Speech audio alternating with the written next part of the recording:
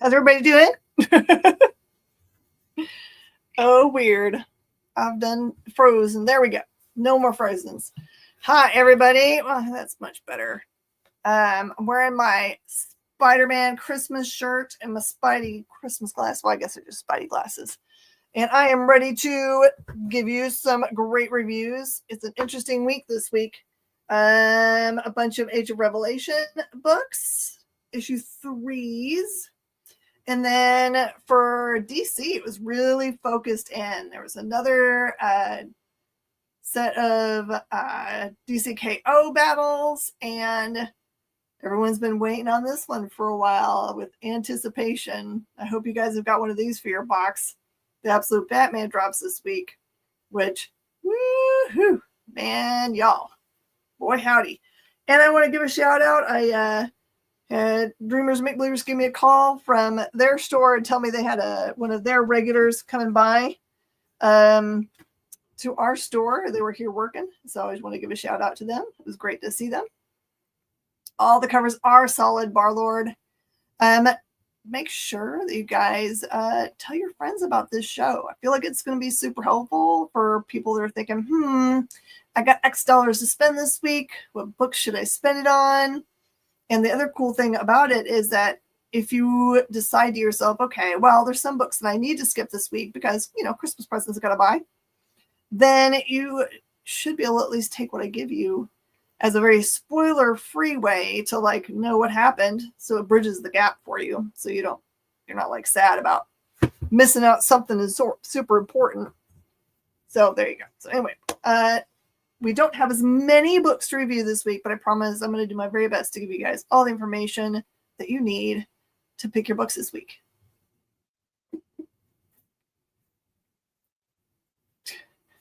Wait a minute. Jay says it was a hard choice, but I chose the easy one. Is the easy one the A cover because it's so dope? Oh, man. Yes. Awesome, y'all. Okay, so the first, I've got 3 in a row. They're all Age of Revelation related. 2 were hits for me, and 1 was a miss. No harm, no foul to the creative teams. I didn't read some of these number 2s, so I think I pretty much went on. So Unbreakable X-Men is being written by Gail Simone. So Gail is continuing on the awesome writing run that she started in the X-Men, or the Uncanny X-Men, that introduces a bunch of brand new characters to us. I'm not going to remember all of them, but I'm going to say them out loud now because I want to make sure that I start to memorize all of them because I feel like they have memorable names when I'm reading the book, but as soon as I stop reading the book, my brain stops. But the main teacher / mentor here is a very blind Gambit who's down there in the picture. And as you remember in the first issue, it kind of explains this whole Jean Grey kind of splitting off into, not Jean Grey, sorry, Rogue splitting off into Red Rogue and Green Rogue. And that the things you need to know in preparation for this book is that Red Rogue is around, but Green Rogue, who's the one who Remy's married to, took on the power of Galactus and has been immobile, standing still, and hasn't talked to anyone for years. So they don't really know what's going on with her. So all of that stuff's important to know for where you are in this series. So the kids' names, where's my little cheat sheet? Okay. So the kids are Ransom, Calico, Jitter, Death Dream. Death Dream's dead, by the way, but dead alive, if that makes any sense. Temper and Dome. And then there's Spider Girls in the book. So Cannibal X-Men. I don't think there's any cannibals in this book. So anyway, what happened in the main series that Gail's been writing is that there was a whole story arc in which they went to some kind of underworld. Where's the name of it here? Penumbra. And the problem about it is that when they were there, they found out that there was this big, powerful for lack of a better thing, like godlike being. And I have to read the name of her because it is such a crazy name. It's Shuvarak. Rolls right off the tongue, Shuvarak. So, and Shuvarak wants to take over everything. So basically to have night all the time, or night during the day, is basically what they say they want to have happen. So this is about all the kids trying to come up against that happening. And as part of the whole event, because I think that this being shows up underwater, so they're like, okay, well, we have to figure out a way to go and fight them underwater, and that involves going into Namor's kingdom. And Namor's not happy about it at all. There's a really cool interaction between Remy Gambit and him, and it's really cool. Is there some sense of where this is going? It sounds like these books are all kind of doing their own thing. No, I mean, Warlord, almost all of them touch back on how it applies to Revelation and what he's doing. This one of the 3 books this week is probably secondarily tied. So its events are important. The other one that I'm going to review, I think, is almost like, I don't want to call anything a throwaway, but it doesn't seem to have anything of super importance happening in it that would affect the outcome of the Revelation storyline. So Namor is never happy, super grumpy, but he is hot. So we'll let him have that, right? We'll clip that. So anyway, the art in here of the bad guy is really cool. It's like on page 3 or something, but it's neat. It's all black, and then like the creature's kind of like just an outline and white wispy stuff. It's really cool. So if you like art, you'll like that. All right, here's the next one, is the one where I need, I think, number 2 to truly understand what's going on. So if you like stories that happen with Mojo is mentioned in the middle of the storyline, in which it kind of breaks the fourth wall a lot, because he's basically just trying to produce a good film or a show, is all his purpose is. And everybody that's involved, that are heroes or whatever, I know, anyone that's involved, he sees as merely players, right? This one has as main characters Wonder Man, although I don't think it's Wonder Man the way we see him, that we're going to see him in the Wonder Man show that's coming out. I've heard that is going to be spectacular. But this one, it kind of has like some fourth wall breaks in which they start talking about the beginning pages. Mojo's talking about what he would like to have happen in the next scenes, because he knows that audiences respond to it. So it talks about, why do we need 2 writers anyway? It doesn't make any sense. And then it names the 2 writers that are on this book. So that breaks fourth wall completely. But I will say, and it also points out things like, hey man, Bishop was in this book in the beginning. Whatever happened to Bishop? What happened? It's it's very self-aware of what it is and isn't. And I can't figure out what its importance might be to the overall Age of Revelation. Maybe it'll surprise me and be like, without this character, we couldn't have conquered them. But really and truly, it has like arm parts of people that show up. Very bizarre.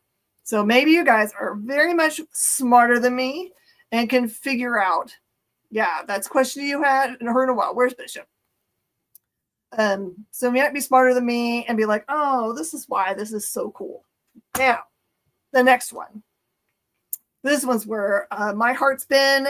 I can't miss this issue when it comes out ever, and you shouldn't be either. We've been selling this one out specifically very quickly in its week. So usually by end of Wednesday or Thursday, we've sold out of Iron Frost. Usually. We're trying to keep up with demand for it. But this storyline specifically carries along this idea of that way back during Krakoa era, when they would have the Hellfire Gala, and concocted this like crazy way of trying to get over on whoever they're trying to fool. I think they're trying to fool Mephisto or something. That you had the White Queen and Tony get married, but then they are actually married, and they ended up liking each other. In the first book, that was the question that was posed: is like, do they actually have feelings for each other? And there is like a big thing that happens, which I can spoil for you now. I hope that you guys have figured out what's going on. So what happens in that issue is that there is like a critical injury that happens to the White Queen, and because she tries to protect Tony, who is being turned into the Iron King, I think that's what his name is. So imagine Tony gets turned into like an automaton version of himself, in which he doesn't have control over himself anymore. He's not really in there. It's just a suit. And then she, because of her injury, she has to take on her diamond form, which in this one, she's actually also on top of her diamond form. She has an iron suit. But in that form, she can't use any of her like mental powers or anything. And so what we've been seeing in the issues number 2 is basically her trying to reach Tony, who is kind of a bad guy in this series. And this brings all of that to a head. Like literally, that's all you need to know. And you need to know that in the last issue, something happened and Rhodey was killed. I think that Tony kills Rhodey. So spoiler alert. I don't know how much of this stuff is permanent that happens in the Age of Revelation, because if all of it's permanent, then man, there's a lot of characters we just lost. But this one's really great. I like this one. This one seems to have the most like impact on what might happen going forward in the storylines for all of these characters, including a very awesome very last page, because there's something that happens. There's a page of black, and then there's like something that happens after that. Don't skip, because that happens a lot in Marvel books where they're like, this is the end, and it'll say end, and then it'll have like some kind of ad or something. So you're thinking, oh, it must be the end. And then if you turn the page, you're like going, sometimes it'll be some kind of like other ad. And if you turn the page again, it's like, oh, and more. So then there'll like be 3 or 4 more pages of stuff. And you're like going, man, I'm so glad I kept on going, so I didn't miss out on that stuff. In this case, don't miss the extra stuff. You will need the extra stuff here. It means a lot to the series. So get this one if you don't get any other ones this week from Revelation. This one was very interesting. So, who were the 2 main? Oh, Barlord Williamson Iron Man run can't start fast enough. What have you heard about it, Barlord? I feel like I heard something this week, maybe even today, that people have started to drop information about it. Okay. So the main player. So what has happened, it looks like. This one actually has stuff that comes out of other books that have been happening, including a combination of Galactus and what's that guy's name? The King in Black. And it has formed this other creature called, I'm going to say Abyssus. It's Abyssus. So huge, just like Galactus would be, and very dark powery, like you would expect something like the King in Black to be. So that character looks like it has kind of like gone through and destroyed a very important planet that, okay, for lack of a better term, it sounds like it was the homeworld server. They use the word server of all these other electronic required worlds. So hard to explain this stuff. Think of a very digital place in which they need this stuff. So what you're seeing is all the bunch of superheroes that are trying to fight this one character.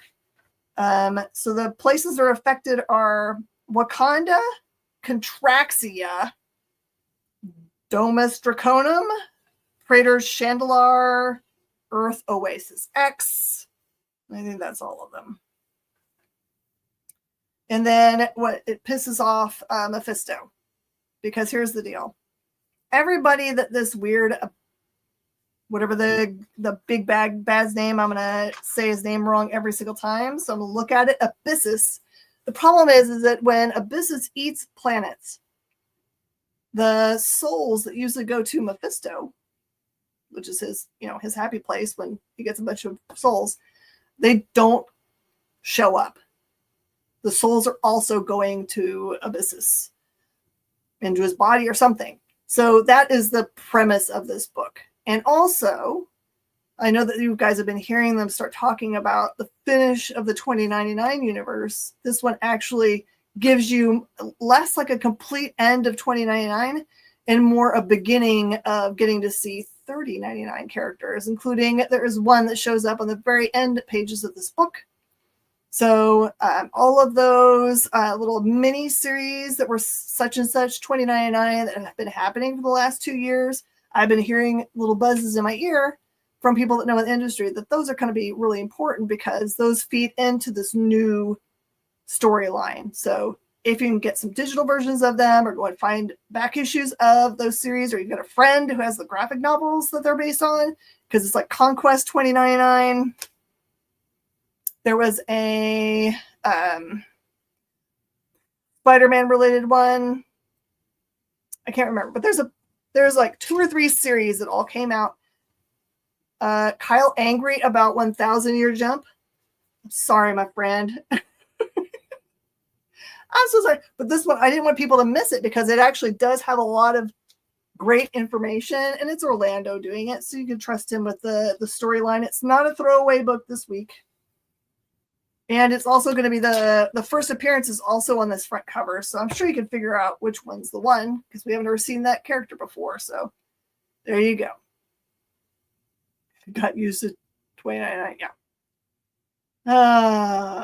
Yeah. Every time the year changes, I spend so much time doing it wrong on checks because we write lots of checks at our store because we do consignment payouts via check.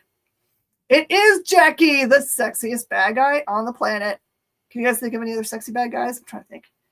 A lot of them are sexy, but this is the one I think is just designed to be this way.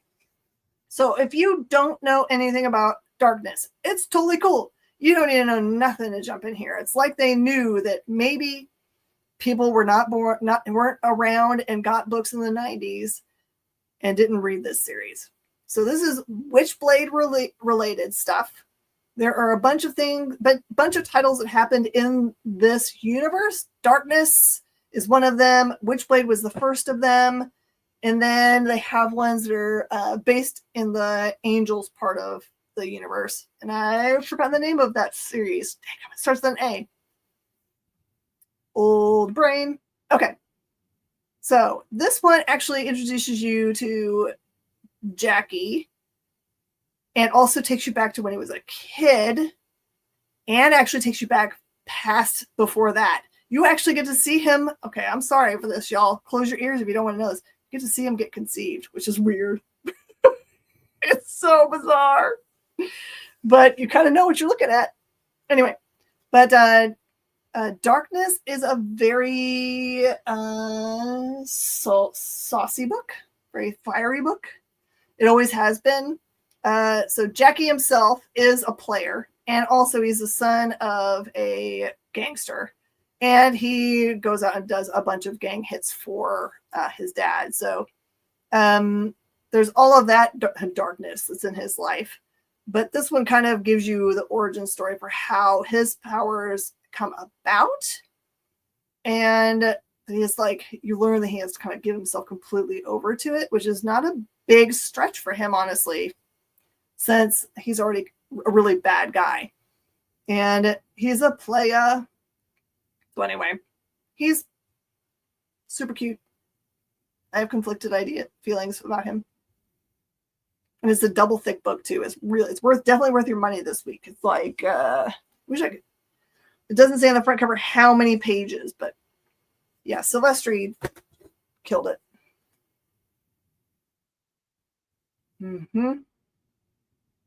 Oh, did you? I feel like back in the day, didn't they put out a series of soundtracks? Didn't we get a soundtrack for Witchblade that was related to the animated, not the TV show? I just feel like we got that. I know that they put out a soundtrack for Max that came out on tape deck tapes. We had copies of it, but we sold them. Did anyone think about, was there any other? I know they also made it for Spawn. I think there's a Spawn one out there. Does anyone own any of those things? You know, at this point in time, I believe that so many things existed back in the day that apparently never did. Like Mandela effect is hard with me right now with a lot of things. So I know, right? It's like, it's going to get worse, Jay, because like for me at 55, it's just kind of like, okay, well, did I just like imagine that in my brain as something that existed? But now everybody, because of AI generation and people mess around with digital format and stuff, you could have actually thought you saw something because someone has created it, or maybe even created it to look like something. Like right now, I cannot believe no one has gone and made a Sinbad genie movie and put it on a VHS and dropped it into someone's VHS pile at the Goodwill, so someone can be like, see, I told you it existed. that's the one that always gets me because I could swear when I was a kid I saw that movie. I know I saw it. I keep on looking in my VHS stash to see, maybe I just got rid of it because it was so bad. But literally the film is this horrible. In scenes where he is acting, the boom mic was visible.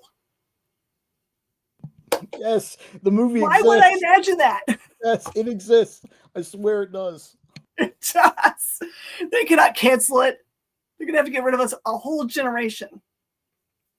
Oh, man. Somebody's just like put out like $1 million, like, if you can find one of these, we need it. I want to watch it one more time. All right. Oh my gosh. Okay. This is a must-have issue of Geiger. A must-have issue of Geiger. It is not just about the glowing woman, but it has a whole bunch about her in it. So this gives you insight into, without Geiger in the picture at all, her interacting with other people in the same time period. And this specific thing that she's interacting with is in this time after the big nuclear holocaust, there are a lot of buying, selling, and trading of young people for nefarious reasons. And that makes my blood boil. And it does hers too. So you get to see her do a lot of come-uppance and rescuing and equipping of young ones to protect themselves. And that is all gorgeous and awesome. But on the very last page of this book, another character from another part of this universe that has been like talked about in the timeline, the one that has lived the longest, is showing up. So if you want first appearances, because they actually talked about this thing becoming a movie thing, you probably want to have this in your stuff. So it's a little spoilery, but you got to read this to see how, the why. Yeah, it's, I can't tell you enough why you should all be reading this entire universe. The entire universe should be reading. I'm telling you right now. I had an epiphany today, though. Like, I may be missing it, or maybe they've changed because in the back of most of the books, they've got a timeline for how all of the books touch each other in the universe that they're building. And I thought that Rook Exodus was part of the universe, but I don't see Rook in that timeline. So now, because I was thinking to myself, wouldn't it be cool if the timeline of Geiger and Rook are in the same timeline? They can actually interact with each other. But without having more information, which now I'm going to like message my inside person and be like, am I a dummy? Isn't this part of the same universe too? Anyway, you guys have just given yourself pure joy and future joy also, when surely all of it's going to be adapted for the screen. They are supposedly, okay. Well, I'm going to do like, I've done this before where I've called up my friends at Marvel and be like, hey, my friends at Marvel in the bullpen, can you confirm something for me? Because I don't want to go read 25,000 years worth of Marvel to make sure that I'm right. So in this case, since you know a person, The $1 billion idea king.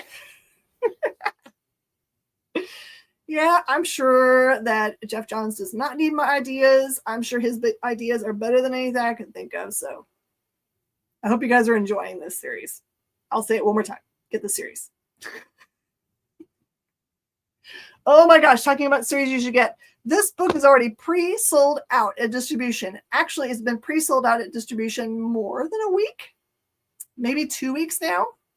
The paper quality is interesting. It is on that old school pulp or newsprint paper, which actually in this case is awesome.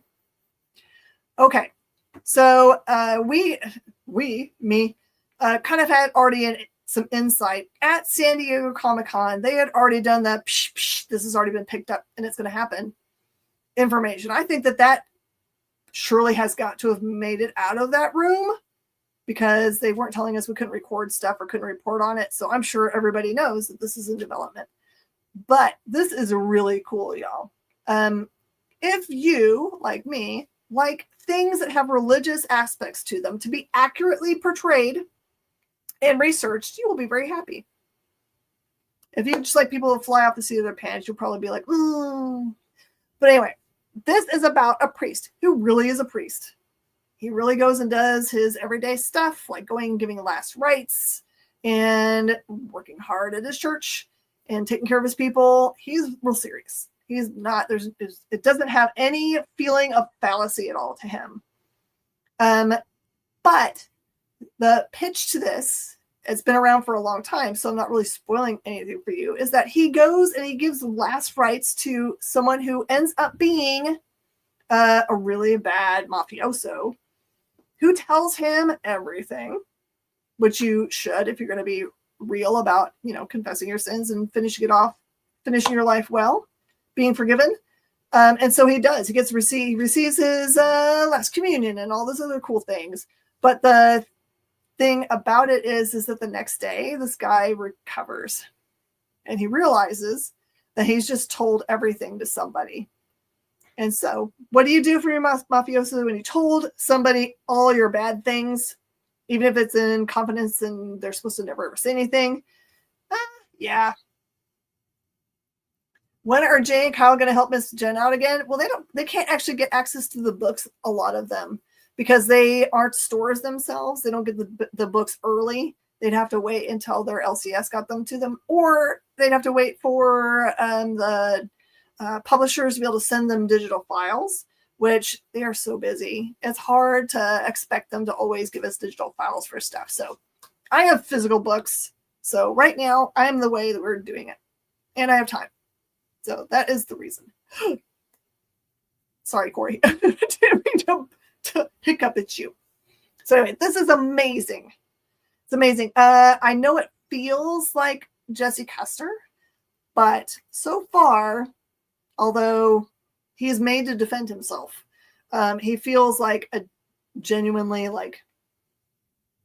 normal guy. Maybe he's got a past that we're going to hear about later that he had before he became a priest. I don't know. Just like Jesse used to be a war guy. So I usually mean the fighting preacher look. Yeah. So anyway, this is great. It is like Bad Ideas. Sometimes stuff is in weird format. This is like normal sized book. Great book. Oh my gosh. All right. Well, this one might have jumped the shark a tiny bit. So enjoyable to read, though. So if you've been reading these, you know that it is not just a straightforward one battle and done. The rules of the battles that Darkseid has put in place are that there will be you battle once, and then there'll be someone that is victorious. And then the next time, there's 3 battles, so it's best of 3. The next battle, both people get to choose their forms. Basically, get to, if they had some other version of themselves, even if it's just in the past or another dimension or whatever, anything that they have ever done as their character, they can draw on that and choose that. And also any weapons, any vehicles, any powers, anything you could possibly imagine, they can use this. Yes, you have to get this Panosian. It's so good, right? So I'm not going to tell you anything about how the battles turn out, because that's part of the fun of being able to read these books. I will just say that they're brutal. And I think it cheats a little bit because the very last battle has lots of little components to it, which are really funny because there are a bunch of little like car jousting and but you have essentially two immortal beings here, so very interesting to have them pitted against each other. And honestly, I can't remember who won. Is that bad? I have to think about it. Who won this one? I'm struggling with when we have a big poster outside, when I should be starting to write things on our little, like I should be able to do the Superman one. I think that people should know that one by now. We're 2 weeks out and you can't buy any more copies of it because I think they're sold out of it. So, and also I think this week, or we sold out of it last week, the Aquaman battle happens. So, it's fun. I had so many people add DCKO everything to their box because I think they're realizing it's rolling out nice and slow. So it's not going to break the bank. I think people worry about that a lot. It's like, if I sign up for everything DCKO, am I going to have like 10 books a week? No, turns out it's like 1 or 2. So feel free to join into the ridiculousness of this fun, giving these writers just carte blanche to be, just imagine any version of them at all. How would they fight against each other? It is like, to me, it feels a lot like, when you're sitting around with your very smart comic book friends that know way too much about, it's like if you watch Dan Wickline battle against, I'm trying to remember, someone else that has like a wealth of knowledge of like all the history of every character. If you got to hear them do like, who would win between a battle between blah and blah, if they could use any version of themselves, it's the best possible version of that because it's also with art. So you're going to wait for the collected KO. Well, you're going to have to avoid a lot of spoilers, my friend. You're going to have to avoid all the chatters. I hope not to mess it up for you. I don't know what they're going to do after the 16 break. Because we had the 32 and then everyone had to get a weapon and then they had these 16 matchups. So once they get past here, I don't know what the next kind of like level of fight is going to be. Surely it's not going to be more of these just like 3 version things. So anyway, here's what everyone's been waiting for. Absolute Batman Joker. So this is mostly a conversation in narration form between Alfred and I think Bruce, trying to decide what this character really is. So it's a great way of telling an origin story in which, Alfred has been privy to this character for a while because he's been, doing all of his spycraft for way longer than Bruce saw him. So this is kind of the perfect way of terrifyingly having you understand just what this character is, which is, y'all just aren't ready. Like when I said that about Bane, I'm like, y'all just aren't ready for Bane. Y'all aren't ready for this at all. The implications of this character is like, and it does get into a little bit the Arkham storyline, which there's a single shot Arkham story that's coming next month, I think, that's tied into this. And we get a new person at the end. They always seem to like give us a big reveal and give you an inkling of another character that's, I think they just mention one. I think you get a name mention. Get a whiteboard bracket as a sticker to be non-permanent. See, I like that. That's really cool. So I have my big poster on my front glass window, and I've got a white marker that I can mark on it on the outside. And then if I mess up, I can clean it off and put something else on there. But yeah, that's how we're going to do it. So the whole public can be involved. Cause I always feel like some people are too shy to go into a comic book store. They don't really know what's going on in there. And this is my way to kind of like, normally we have on the front window just it's like a battle of the week kind of question, or name your favorite. Like I'll put on there, what's your favorite Batman character, and I'll line up a whole bunch of Batman characters, and then people have a marker on the outside that they could be tally marking. But in this case, we took the tally marker off because I don't want people to like write down things too early.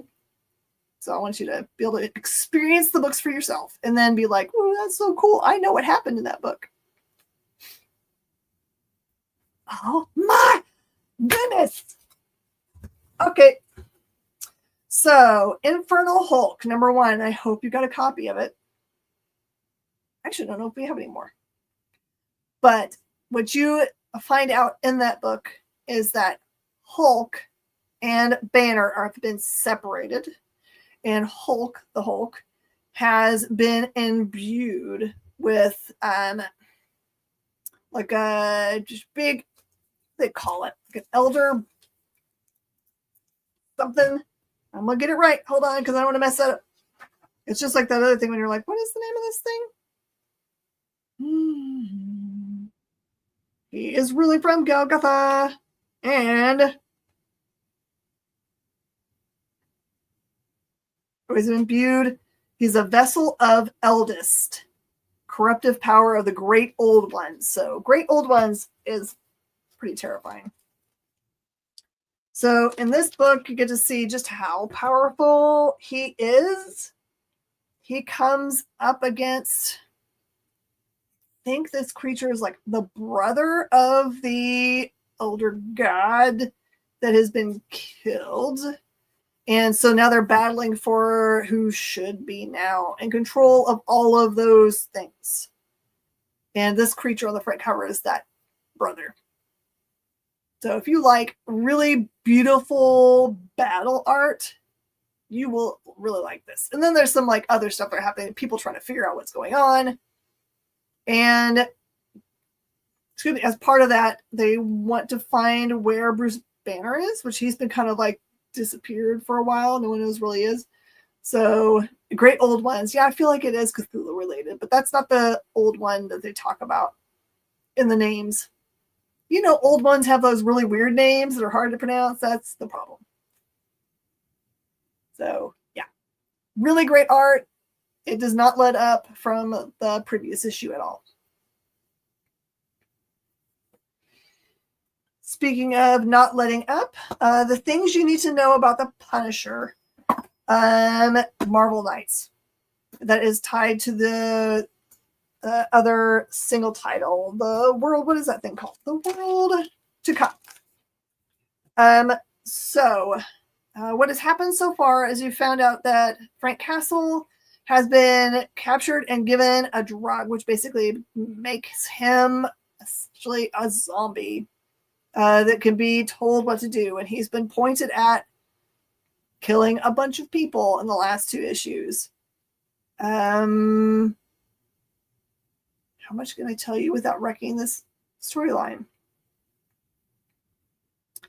And there are some other people that want to come and break him out because they believe that they can reach him again. Like if they detox him or something from this zombie drug, that they can reach him and have him instead be used to go after the guy who's been using him, which I think is also a mafioso guy. So the pluses for this book is brutality, the awesome art, the incredible Panosian art. Oh my gosh. And this definitely furthers the story. There is something big that happens in this story. 2 big things that happen in this story that you might not expect.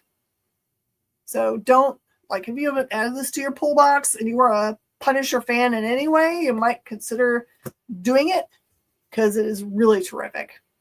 Looks like he's been hanging with Bane a little bit, huh? He's always been big, though. They've always kind of drawn him large, but maybe not this large.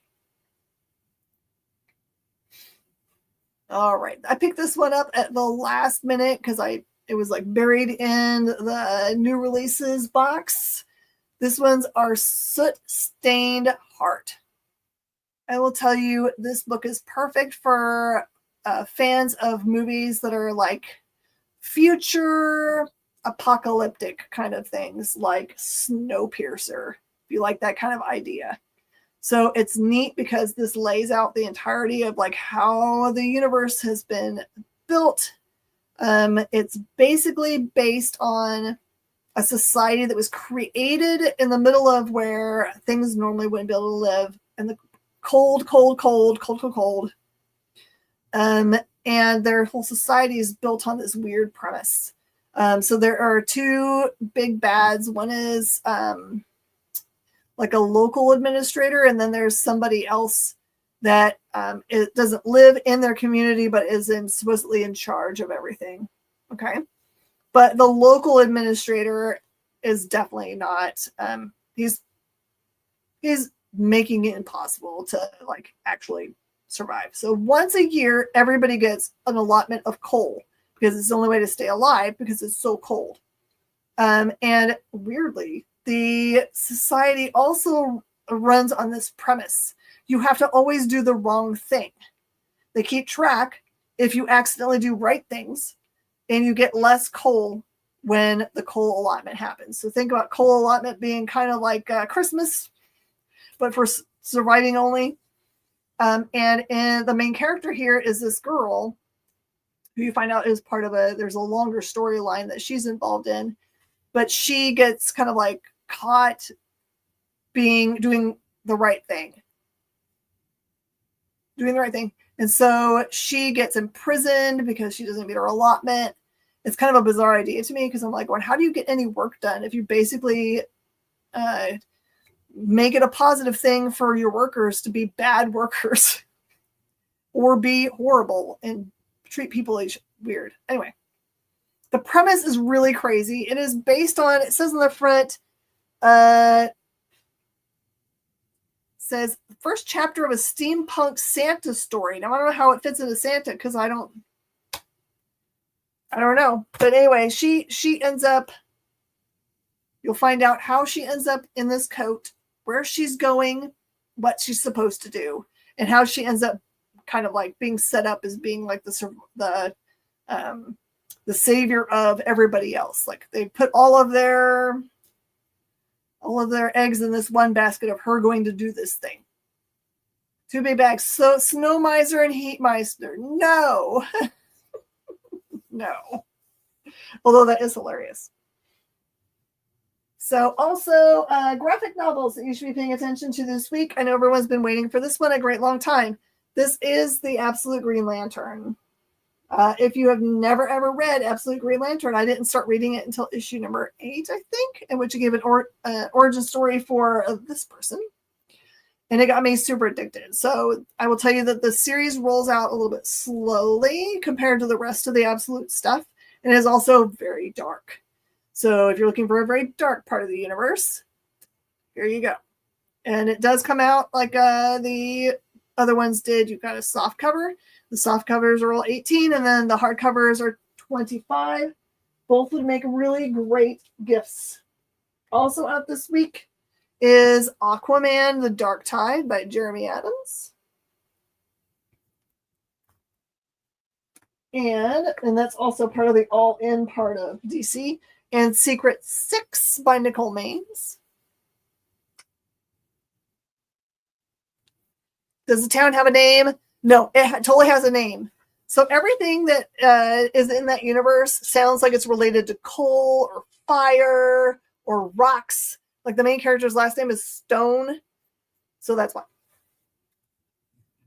They're sleeping on Aquaman. It's super good. Who said that? Ooh, Barlord. All right. I'll have to read it. Also, there's an authoritative action Fantastic Four Mark Waid that comes out this week. The Insurgent Iron Man storyline by Ackerman.